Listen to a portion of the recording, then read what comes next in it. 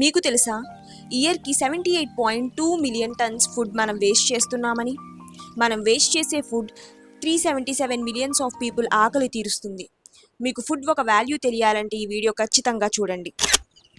So ఇక్కడ మా అన్నయ్య అయితే టీ అండ్ బిస్కెట్స్ అయితే వాళ్ళకి తీసుకెళ్తున్నారు, ఫార్మర్స్కి ఎవరైతే ప్లాంటింగ్ చేయడానికి వచ్చారో, ఊడు పూడ్చడానికి వచ్చారో. ఇక్కడ మా పెద్దనాన్న అయితే గడ్డి కోస్తున్నారు గేదెల కోసం. సో నేను ఇంకా ఫార్మర్స్ దగ్గరికి అయితే వెళ్ళాను అనమాట. వాళ్ళు అక్కడైతే నీట్గా బిస్కెట్ బ్రేక్ అయితే తీసుకుంటున్నారు, టీ తాగుతూ మాట్లాడుకుంటున్నారు. ప్రాసెస్. సో ఫస్ట్లీ పొలంలో ఒక పార్ట్ అయితే లెవెల్ చేస్తారు, మన అచ్చ తెలుగులో దుక్కు దున్నుతారు. దెన్ హై క్వాలిటీ వరి బియ్యం తీసుకుని వాటిని వాటర్లో నానబెడతారు ఒక 2 days. థర్డ్ డే బాగా మొలకెత్తుతుంది. మొలకెత్తిన తర్వాత మనం లెవెల్ చేసుకున్న పొలం దగ్గరికి తీసుకువెళ్ళి వాటిని నీట్గా జల్లుతారు. ఆ ప్రాసెస్ని ఆకుమడి అని చెప్పేసి అంటారు. 25 to 30 days తర్వాత నేను వీడియోలో చూపిస్తున్నట్టు సీడ్లింగ్స్ అయితే జెర్మినేట్ అవుతాయి.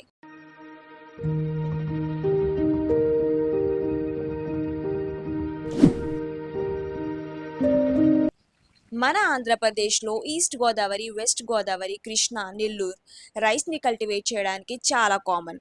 సో ఈ రీజన్స్ని రైస్ బౌల్ ఆఫ్ ఇండియా అని చెప్పేసి పిలుస్తారు.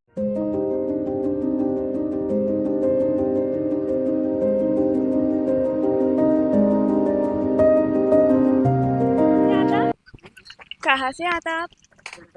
కోల్కతా. సీడ్లింగ్ ఒక బంచ్ కింద ఫామ్ చేస్తారు.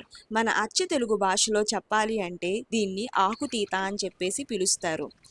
సో ఇక్కడ చాలా జాగ్రత్తగా టై చేస్తారు.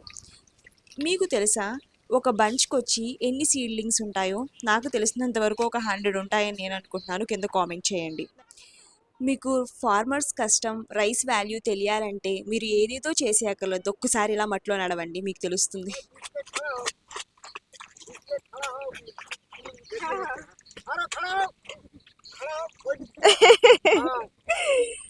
ఇక్కడికి వర్క్ చేయడానికి వచ్చిన ప్రతి ఒక్కరు మెయిన్సే, బట్ ఒక్కళ్ళే ఆడావిడ ఉన్నారు. సో ఆవిడ దగ్గరికి వెళ్ళి నార్మల్గా మాట్లాడితే ఆవిడ స్మైల్ అయితే చాలా ప్యూర్ అండ్ బ్యూటిఫుల్గా ఉంది. My dear subscribers, I have a question for you. Who is the father of Green Revolution in India? Comment below. Waiting for your comment.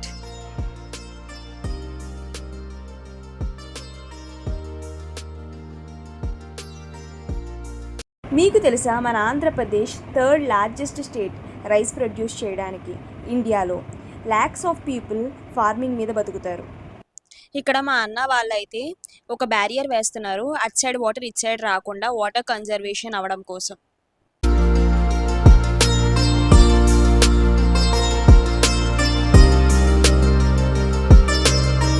Hello, ఈ వీడియోలో నా కష్టం మీకు కనిపించి ఉంటే ఖచ్చితంగా సబ్స్క్రైబ్ చేయండి అండ్ నన్ను సపోర్ట్ చేయండి.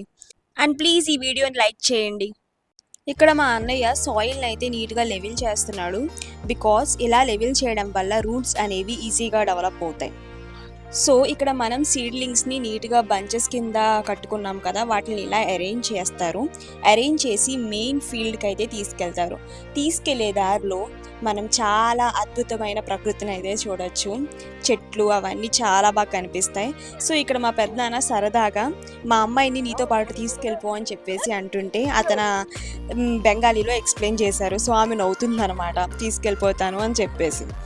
సో ఫన్నీగా అలా వర్క్ చేసుకుంటూ వాళ్ళు సాంగ్స్ వింటూ నీట్గా ఎంజాయ్ చేస్తూ వర్క్ అయితే చేసుకుంటున్నారు. నాకు కూడా చాలా సాటిస్ఫైయింగ్గా అనిపించింది.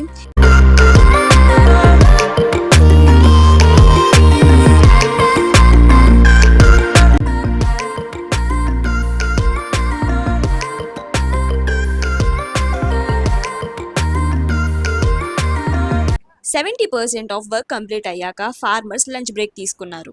యాక్చువల్లీ వీళ్ళు కోల్కతా నుంచి వచ్చారు, మెయిన్లీ ప్లాంటింగ్ కోసం, తెలుగులో ఊడుపు కోసం. నేను ఇలా తెలుగులో సపరేట్గా చెప్పడానికి మెయిన్ రీజన్, మన ఆంధ్రాలో ఉండి అగ్రికల్చర్ గురించి తెలిసినా కానీ కొంతమందికి ఈ వర్డ్స్ అయితే తెలియవు. ఆకుతీత, ఆకుమడి రెండింటికి డిఫరెన్స్ ఏంటి అని, ఊడుపు అలా మీకు తెలిస్తే వెల్ అండ్ గుడ్, చాలా మంచి. మీరు నాకైతే ఇప్పుడే తెలుసుకున్నా. సో మీరు కూడా ఇప్పుడే తెలుసుకుంటే ఈ వీడియో మీకు యూజ్ అయినట్టే. మీకు తెలుసా కోల్కతా నుంచి వచ్చి మన ఆంధ్రాలో వర్క్ ఎందుకు చేస్తున్నారో? Mainly 4 reasons. బెంగాల్ నుంచి వచ్చే వాళ్ళు చాలా స్కిల్డ్గా ప్యాడీ ట్రాన్స్ప్లాంటేషన్ చేస్తారు. చాలా ఫాస్ట్గా అండ్ ఎఫిషియెంట్గా వర్క్ చేస్తారు. సెకండ్ వన్, మన ఆంధ్రాలో పొలం పనులు చేసేవారు తక్కువైపోయారు.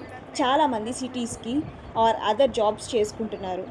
థర్డ్ వన్, కోల్కతాతో కంపేర్ చేసుకుంటే ఆంధ్రప్రదేశ్లో కూలీ వాళ్ళకి మంచిగా వస్తుంది.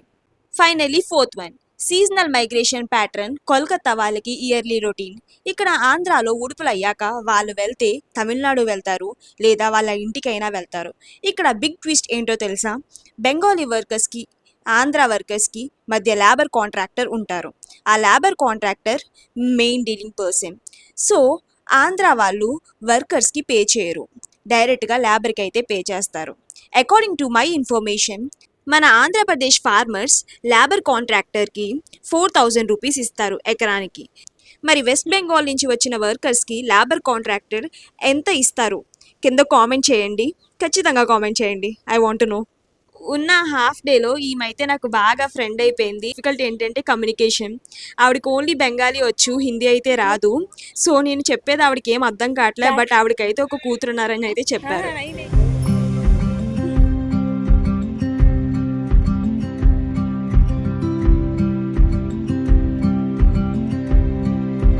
ఇక్కడ పొలాన్ని అయితే మెజర్ చేస్తున్నారు, బికాజ్ మనం సీడ్లింగ్ని ప్లాన్ చేయాలి. తెలుగులో ఉడుపు అంటారు. ఒక స్ట్రైట్ లైన్లో రావాలి కాబట్టి మెజర్ చేస్తున్నారు. మెయిన్ వర్క్ అయితే స్టార్ట్ అయిపోయింది. ఫార్మర్స్ వరిని 1 by 1 ప్లాన్ చేస్తున్నారు ఒక స్ట్రైట్ లైన్లో. ఎందుకు అంటే స్పేస్ అండ్ లైట్ కోసం. మీరు ఎప్పుడైనా ట్రై చేశారా రైస్ సీడ్లింగ్ని ప్లాన్ చేయడానికి? పేషెన్స్, బ్యాలెన్స్, ప్రాక్టీస్ చాలా అవసరం. This is more than farming. It is way of life. The sounds of birds, the smell of mud, the smiles of farmers. Everything feels pure.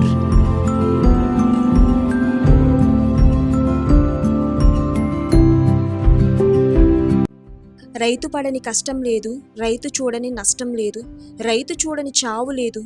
మనకి అన్నం గురించి ఎదురు చూసే రోజు వస్తే తప్ప రైతు విలువ తెలియదు. We salute the hands that feeds us. Do you think farming is easy?